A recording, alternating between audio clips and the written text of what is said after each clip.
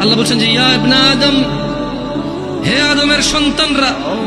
ইন্নাকা মা দাউতানি ওয়া রাজাউতানি গফারতু লাক, যদি তোমরা আমি আল্লাহকে ডাকো, আমার কাছে ফিরে আসো, আমাকে ডাকো, গফারতু লাক, তোমাদের ক্ষমা করব, আলা মা কানা ফিকা ওয়ালা উবালি, ও আদমের ছেলেমেয়েরা, আলা মা কানা ফিকা ওয়ালা উবালি,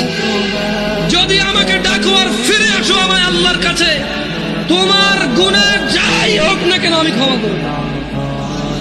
ইয়া ইবনে আদম, হে আদমের সন্তানরা, লাউ বালাগাত যুনুবুকা আনানাস সামা,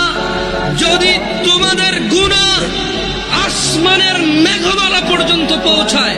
সুম্মা ইস্তাগফারতানি, অতঃপর তোমরা যদি বলো আল্লাহ আমাকে মাফ করেন, আল্লাহ বলছে গফারতু লাক ওয়ালা উবালি, তোমাকে মাফ করব, কারো পরোয়া করব না।